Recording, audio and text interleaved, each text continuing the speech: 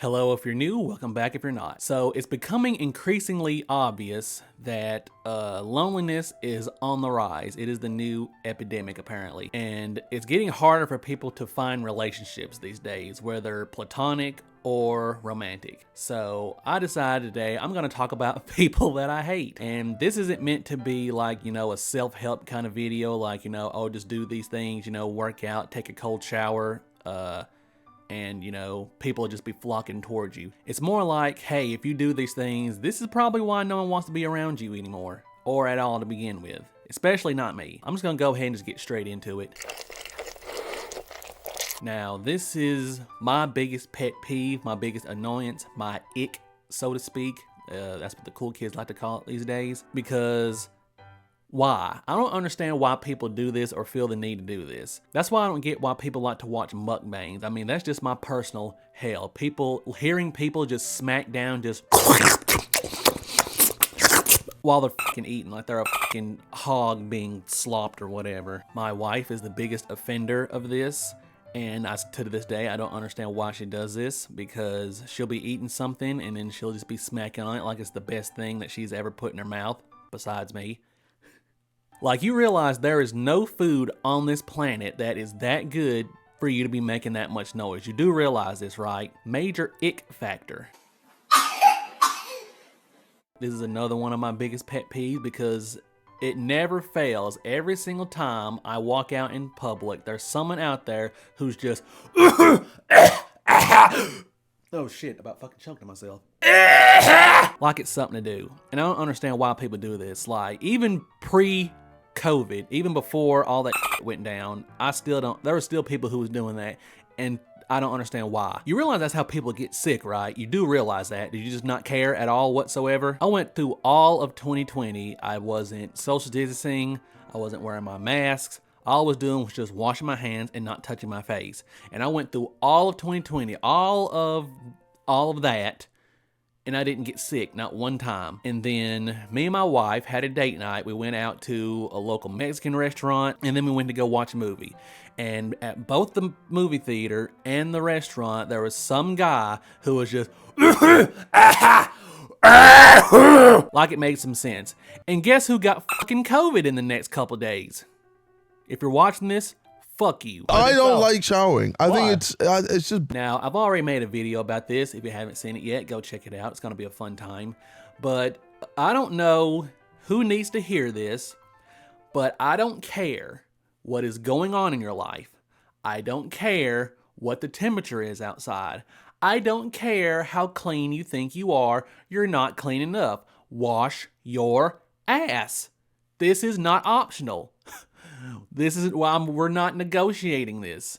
Wash your ass. Showers and deodorant are not optional. I don't care what justification you think you have. There is none. You stink. Wash your ass. Bing, bing, bong, bong, bing, bing, bing. You know what that is. Now, I'm not saying that you can't, pick between, person X or person Y, whoever it is. Whoever you want to vote for, you can vote for. You can have whatever political opinion you want. I'm not here to dissuade you from doing that. However, time and place. There's a time and place for everything. So, story time. I went to Walmart because I needed to get cat food. And I walked into the store, went to the cat food section, and I'm looking for the food because there's like a specific type of food that my cat needs, not pertinent to the story. As I'm looking for the food, there's this older woman who comes up next to me, and she's also, also looking for pet food or whatever. And then, she's looking around, we're both looking, and she's like, man, this food is really expensive, ain't it? And I'm like, yeah, it's pretty crazy. This stuff's pretty expensive. And then here she comes. Man, it's getting really hard to afford stuff with Biden being in office. And I'm like, oh my fucking God, here we go. And I don't care what your political stance is. I really don't. Even if you come up to me and you're having a conversation, you're telling me stuff that I actually low-key agree with, I don't want to talk about that right now. No one wants to talk about that right now. Like, why? Why are you doing that? Same thing with religion. People like to just talk about religion for no reason whatsoever. If I wanted to hear about religion, I'd go to a church. We're not at a church right now, so why are you talking about this right now? Same thing with politics. If I want to talk about politics or hear about politics, I turn on the fucking news. We're not at CNN right now. We're not on Fox News. We're not on MSNBC. We're not at none of those places. Why you be telling me this right now?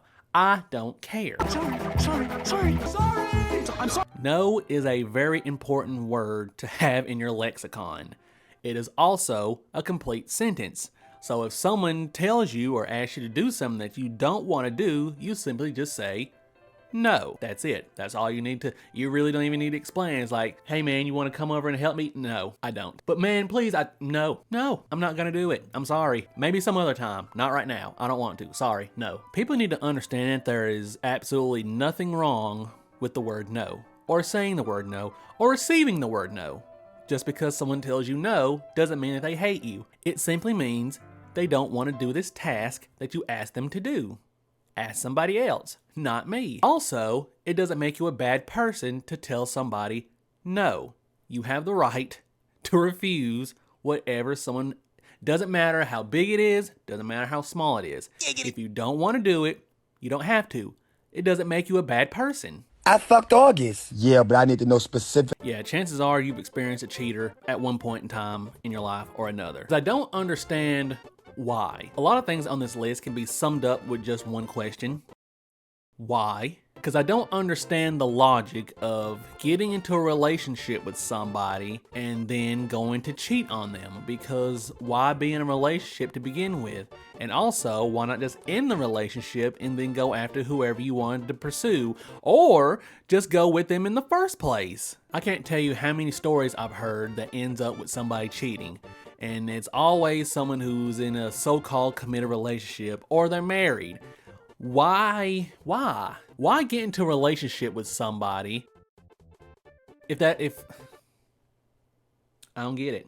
I don't understand it at all. And then they always try to justify it too. It's always like, oh, well, I was unhappy, or oh, she wasn't doing the things they used to do, or oh, it was an accident. That's the best one, ain't it? It was an accident. You just slipped and fell in some pussy, or you just tripped and fell on a dick. Man, fuck you. If you cheat on someone, that means that you never love them. It means that you don't respect them. It means that you couldn't even give them the grace of being, hey, this isn't going to work out. I think we need to see other people. And then you go and be with whoever you want to be. You just had to be selfish and you want to have your cake and eat it too. You're a bad person. Santa Claus isn't coming to see you this year. Why aren't you miserable? Miserable people are an absolute drain to be around. And when I say miserable, I mean deep down to the core miserable. You probably met these people before. These are the type of people that you can't share any good news with whatsoever. It doesn't matter how big the news is, doesn't matter how small the news is. It could be something as innocuous as like, oh hey, I found this outfit the other day. It was on sale and I really liked it. And then they come at you with some shit like, oh, you think you just all that in a bag of chips, huh? Or they'll take it out on you in some kind of way. This is how you can tell someone is miserable. When you share good news with them and they think that you're bragging or gloating or trying to rub it in their face in any kind of way. That's the telltale signs of a miserable person, and you need to get away from them immediately. I've had the displeasure of having miserable friends in my life in the past, and I cut them off entirely. I don't ever speak to them again because you can't ever tell them anything good or anything nice whatsoever. They feed off negativity. They can't do good unless someone else is doing bad. And if someone else is doing good, then that means that they're doing bad. I don't know why they think in terms like this, but it's just how it is. They're also the type of people where if they see you posting anything on social media, like anything good or anything positive, like vacation pictures, wedding pictures, they say that you just got into a new relationship, you got a promotion at work, literally anything positive in your life, they take it as a slight against them. They take it personally. If you're this type of person and you're watching this, stop it. Don't do that. Stop doing that. It makes people not want to be around you anymore. This is why you don't have friends. Now, me as a crusty 28-year-old millennial, whenever I go out into public, it never fails. There's always some group of kids. Wow, I'm really old enough to the point where I can be like, oh, the kids today, you whippersnappers with your loud music and your sexy red and your Ice Spice. That's crazy. Anyway, it never fails. I'll be out in public somewhere, just trying to enjoy my time, just trying to have a good time or whatever. And there's always some loud whippersnappers making up a whole bunch of noise, doing all that hooting and hollering no one got no time for, blasting their fucking what the fuck do kids even listen to these days? They're Sexy Red, or they're Ice Spice, or some other garbage ass fucking rapper that no one listens to. And by the way, anybody who's younger than me is a Zoomer. So if you're 27 and under, you're a Zoomer, and yeah, you annoy me. Unless, of course, you like and subscribe to my content, then you're cool. Whatever you say, boomer. So again, it never fails. I'll be out in public somewhere, and then there's gonna be some old talking about the good old times and this, that, and the third, and how now, how everything now is just horrible and everything's gone to and they're Donald Trump or the Kamala Harris or whoever it is that they vote for, they feel the need to tell me about like anybody gives it. Or more accurately, is normally when I'm driving and the person in front of me, like say I'm on the interstate where the speed limit is no less than 75 and they're doing like 45, and then you merge around them and then you want to get up close to them to see if this person looks as stupid as how they drive. And it never fails. It's always some fucking geriatric. Like, why are you here? You should be in a nursing home somewhere, at a senior center, playing bingo, talking about how your kids don't talk to you anymore because you're a piece of shit. More on that later. So yeah, if you're a boomer and you're watching this, you're annoying to me and 98% of the other planet. Unless, of course, you subscribe to me and you watch my content. Then you're cool. Help! So an example of this would be like the miserable people that I talked about earlier, who they have to be negative in every situation. They don't bring any good to any situation. They're always a Debbie Downer. They're always miserable. They're always negative. They can't ever be positive. And then when people finally get tired of being around people like that, they like to play the victim. They always like to be like, oh, why is everyone so mean to me? Everyone always leaves me. No one wants to be friends with me. No one wants to be around me. And it's like, dude, this is your fault. You caused this. Why are you playing the victim right now? Why are we being the victim right now? Do you not realize that you're the reason why no one wants to be around you anymore? Are you not making this connection? Like, anyway, moving on. So the ultimate litmus test to figure out if you have a fake friend or not is every mean thing they say is immediately followed up with, oh, it's just a joke. No, it's not. There's this thing that they like to do where they like to say the most heinous shit possible and then cover it up with a joke because they can't handle criticism because they know what they're doing and they hope that you don't catch on. Another thing is, if within your friend group you're always the one who's getting clowned on, it's always a joke with you and nobody else. Like say if you have a friend group of 5 people and you're the clown of the group, not in a good way either. Every joke is directed towards you. Every derogatory thing is directed towards you. You're the one who's always getting shit on and no one else gets shit on.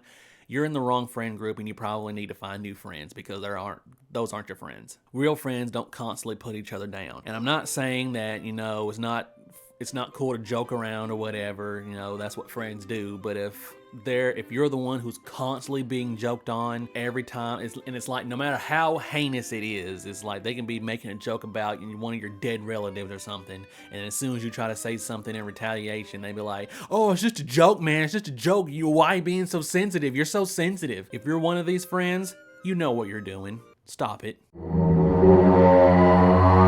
So this is kind of like the fake friend thing. The only difference is you're unfortunately related to this person. They always say that blood is thicker than water.